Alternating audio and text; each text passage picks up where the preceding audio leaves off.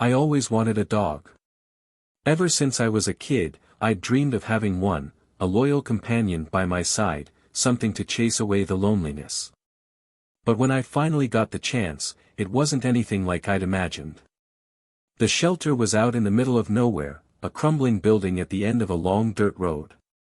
The kind of place that doesn't show up on maps. I found it by accident while driving aimlessly one Saturday, just trying to clear my head. I hadn't planned on getting a dog that day, but something about the place drew me in. The woman at the desk barely looked at me when I walked in, just muttered something about, "Check the back," and waved me off. The shelter smelled of wet fur and bleach, the air thick with a strange, musty odor that clung to everything. I made my way down the narrow hallway, past rows of cages filled with dogs, most of them sad-eyed and quiet, like they'd given up on the idea of being chosen.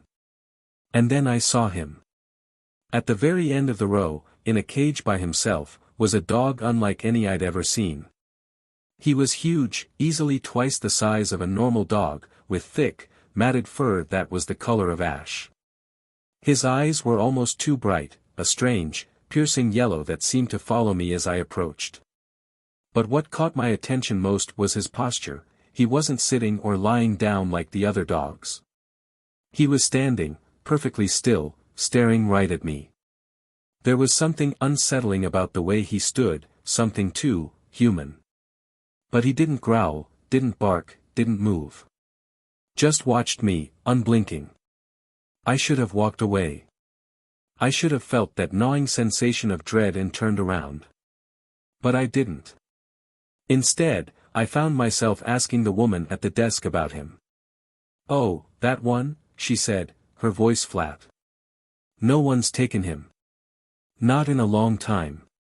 I asked why, but she just shrugged. "He's difficult. Don't know where he came from. Just showed up one day." Despite the unease crawling up my spine, I adopted him. I named him Baxter. He didn't react to the name, or to much of anything, really. He just sat there, watching me with those two bright eyes. But I told myself it was just an adjustment period, that he'd warm up eventually. He didn't. The first few days were strange. Baxter didn't act like any dog I'd ever known. He didn't bark or wag his tail, never got excited for walks or food. He didn't even sleep, at least not that I saw. He would just sit in the corner of the room, staring at me, motionless. I'd wake up in the middle of the night and find him standing in the hallway, watching me from the darkness, his yellow eyes glowing faintly in the moonlight. Then the noises started. It was late one night, about a week after I brought Baxter home.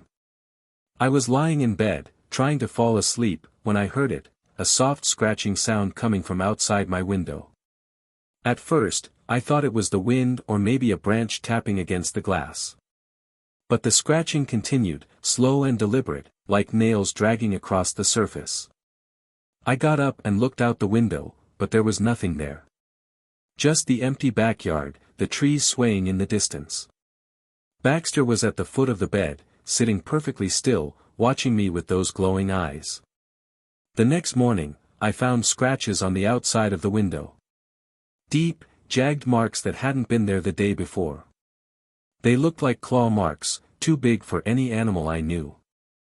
I tried to brush it off as some kind of weird coincidence, but the feeling of dread was growing, gnawing at me from the inside. Things got worse after that. Baxter's behavior grew more erratic. He started growling at nothing, his lips curling back to reveal sharp, yellowed teeth. At night, I'd hear him pacing around the house, his claws clicking on the hardwood floor. But whenever I tried to check on him, he'd stop, standing completely still, watching me with those unblinking eyes. One night, I woke up to the sound of scratching again, this time louder, more frantic. It was coming from inside the house. I bolted upright, my heart pounding in my chest, and grabbed the flashlight from my nightstand. The beam of light swept across the room, and there, in the doorway, was Baxter. But something was wrong. Horribly wrong. He wasn't sitting anymore. He was standing on his hind legs, his body stretched unnaturally tall, his head tilted at an odd angle, as if his neck had broken. His eyes, those glowing yellow eyes, were fixed on me, burning with a strange, feral intensity.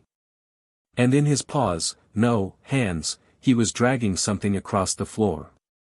A bone. A long, jagged bone, too big to belong to any animal. I couldn't move. Couldn't breathe. The air in the room was thick, oppressive, as if the very atmosphere had changed. Baxter, or whatever he had become, let out a low, guttural growl, and for the first time since I'd brought him home, I saw him move. He took a step toward me, his legs bending in ways that no dog's legs should bend, his movements too fluid, too human. I scrambled out of bed, backing away toward the door. My mind was screaming at me to run, to get the hell out of there, but my body felt frozen, trapped in that moment of terror. Then, from the hallway behind me, I heard it. A voice. Low, raspy, and ancient. It follows the hunger. I turned to see a figure, gaunt and twisted, standing in the shadows of the hall. Its skin was stretched tight over its bones, its eyes hollow and black. I recognized it from the stories I'd heard as a kid. The Windigo. The spirit of endless hunger. Baxter wasn't a dog. He never was. He was something else, something that had been luring me in, waiting for the right moment to reveal itself. And now it was too late. The thing in the hallway grinned, its mouth full of jagged teeth, and took a step closer. I ran. Out of the house, through the yard, into the woods. The wind howled in my ears, the trees whipping past me, but I didn't stop. I didn't dare look back. I don't know how I got away that night. I don't know what saved me, if anything did. But I haven't gone back. I can't. The house, the lake, the woods, it's all tainted now, haunted by that thing, that creature wearing a dog's skin. Baxter wasn't a dog. He was a warning. And I didn't listen. Now I'm waiting. Waiting for the hunger to find me again.